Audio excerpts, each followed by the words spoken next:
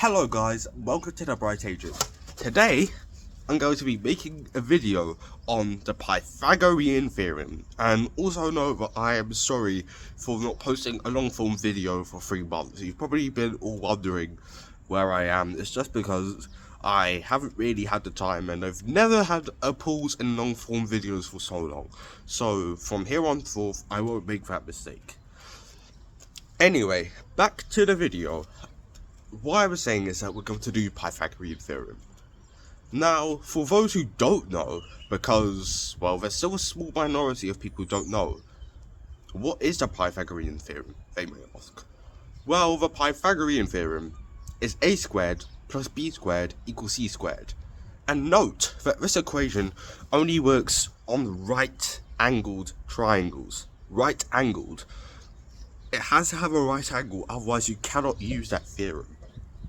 So essentially, there are 3 parts to a triangle, which are adjacent, opposite, and hypotenuse. The hypotenuse here is the longest side of the triangle. This is the longest side of the triangle.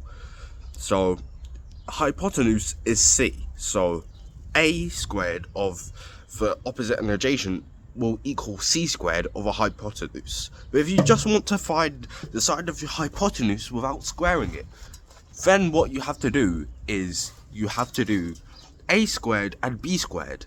You add them together, then you square them to get c. Because if you add a squared and b squared and you square root them, then you'll get c, because it will just be a and b, which will equal c. So essentially that's how it works, but I'll tell you a bit more about opposite and adjacent. So opposite, when there's usually an angle that you need to find, let's say this part is the angle.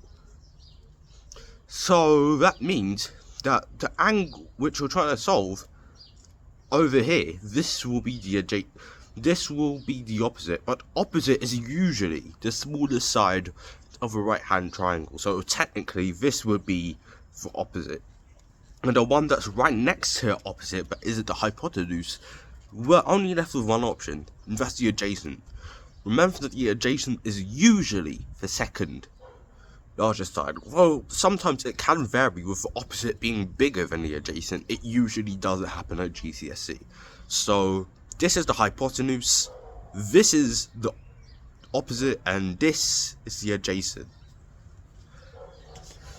So now we're going to be talking about the cosine rule and how it relates with the Pythagorean Theorem. Hello guys, I'm James, I'm a friend of John. I had a channel called Scholastics before, but now I'm just not doing it. So,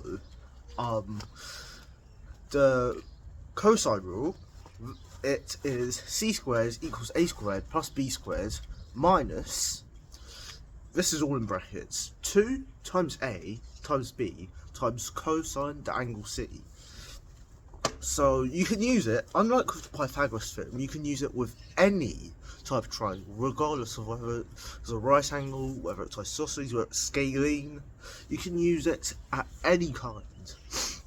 So, say you're trying to find an angle, a side, and you know the two sides, and the angle opposite the side that you're trying to look for, then it's that side which you're trying to look for squared is equal to the two sides that you know, but you square both of them and add them together, and you take away 2 times the two sides that you know multiplied together, multiplied by the cosine of the angle you're looking for.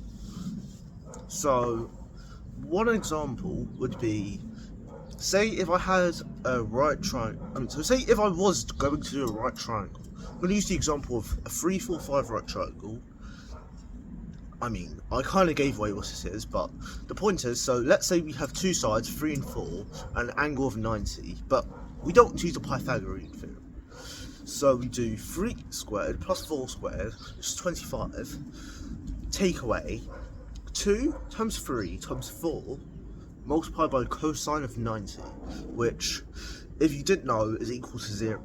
So that whole 2 times 3 times 4 part also disappears, which leaves you with 5 squared equals 3 squared plus 4 squared, which is coincidentally what the Pythagorean theorem would tell you. So the Pythagoras theorem is literally just a special case of the cosine rule. Isn't that right? Yeah, that is correct. Thank you for your contribution and helpful explanation.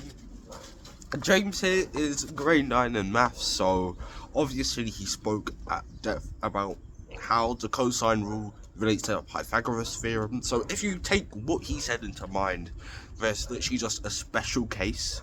The Pythagoras theorem is a special case version of the cosine rule.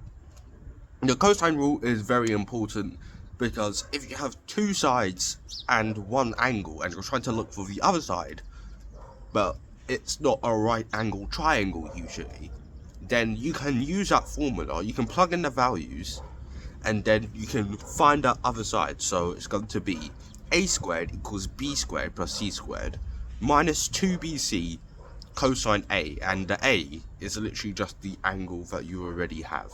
So essentially speaking, what James said is that if the angle is 90, since cosine 90 equals 0, and 0 times anything is 0, everything multiplied by that will disappear. So it will essentially be b squared and c squared minus 0, which equals a squared. So essentially speaking, what you have is essentially the Pythagorean theorem. And I hope you enjoyed my video of the Pythagorean theorem. Be bright, stay right, and be prepared for more upcoming videos. Give this video a like, give me a subscribe, so that way you can see more educational videos tailored to help you for your future.